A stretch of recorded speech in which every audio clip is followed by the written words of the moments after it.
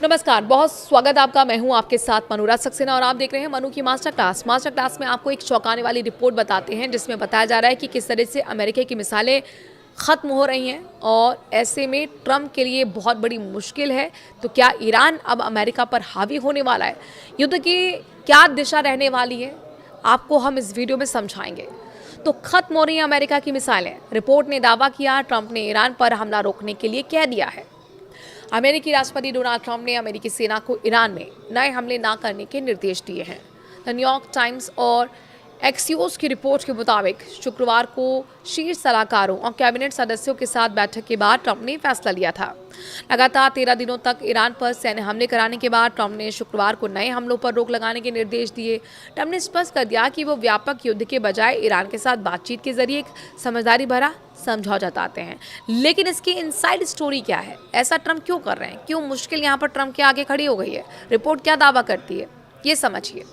अमेरिकी सैन्य अधिकारी ने चेतावनी दी है। रिपोर्ट के मुताबिक अमेरिकी सैन्य अधिकारियों ने चेतावनी दी थी कि अगर अभियान को और बढ़ाया गया तो मिडिल ईस्ट में तैनात अमेरिकी सेना के पास पैट्रियट इंटरसेप्टर मिसाइल्स, अन्य एयर डिफेंस हथियारों का भंडार गंभीर रूप से खत्म हो सकता है, या यूँ कहें कि कम हो सकता है।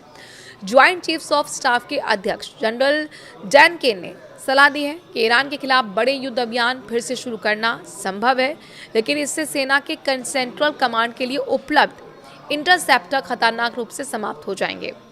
इससे मिडिल ईस्ट में तैनात अमेरिकी सैनिकों और जो सहयोगी देशों की सुरक्षा है वो प्रभावित हो सकती है। एक्सियोस के मुताबिक फिलहाल ये स्पष्ट नहीं है कि हमले रोकने का फैसला अस्थायी या फिर लंबे समय तक लागू रहेगा। हालांकि अगर ट्रंप फिर से हमला शुरू करने का आदेश देते हैं तो अमेरिकी सेना बहुत ही कम समय में अपनी तैयारियां पूरी कर हमला बोल सकती है। सूत्र हमारे बता रहे हैं कि अमेरिकी सेना अभी भी बड़े पैमाने पर सैन्य अभियानों में संभावित वापसी की योजना तैयार कर रही है, लेकिन ट्रंप ने फिलहाल उस दिशा में आगे बढ़ने के आदेश नहीं दिए हैं। इस पूरे मामले पर जब व्हाइट हाउस से प्रतिक्रिया मांगी गई तो उन्होंने अब टिप्पणी करने से इनकार कर दिया। हमले रोकने का फैसला और ट्रंप का रुख बताया जा रहा है कि शुक्रवार को अमेरिकी सेना ने राष्ट्रपति ट्रंप के सामने रोजाना की तरह हमले की योजना पेश की थी, लेकिन उन्होंने इसे मंजूरी नहीं दी। इसके बजाय ट्रंप ने सेना को ईरान पर हमले ना करने के निर्देश दे दिए।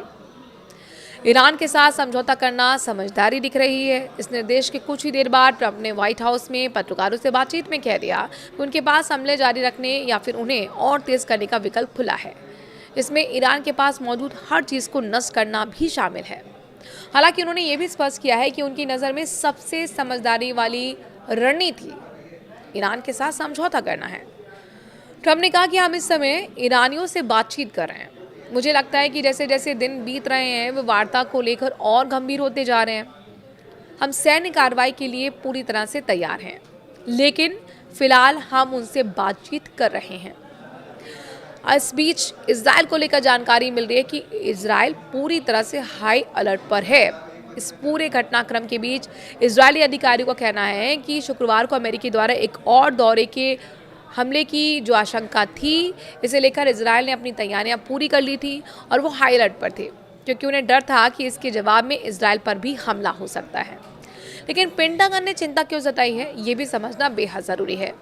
रिपोर्ट के मुताबिक शुक्रवार को व्हाइट हाउस में हुए एक उच्च स्तरीय बैठक में सेना के अधिकारियों ने राष्ट्रपति ट्रंप को बताया कि पैट्रियट इंटरसेप्टर मिसाइलों का स्टॉक उम्मीद से ज़्यादा तेज़ी से कम हो रहा है। ट्रंप ने फिलहाल हमला क्यों रोका, इसे समझना बेहद ज़रूरी है। पैट्रियट इंटरसेप्टर मिसाइलों का स्टॉक तेज़ी से घट रहा है। पश्चिम एशिया में तैनात अमेरिकी सैनिकों की सुरक्षा को लेकर चिंता बढ़ गई है। ईरान लगातार हॉर्मुज जलडमरू मध्य यानी कि स्ट्रेट ऑफ हॉर्मुज में जहाज़ों की आवाजाही रोकने की धमकी दे रहा है। लंबा युद्ध वैश्विक ऊर्जा बाजार और साथ ही अर्थव्यवस्था पर असर भी डाल सकता है और डाल भी रहा है। खाड़ी देशों ने अमेरिका से संयम बरतने और कूटनीति को मौका देने की अपील की है।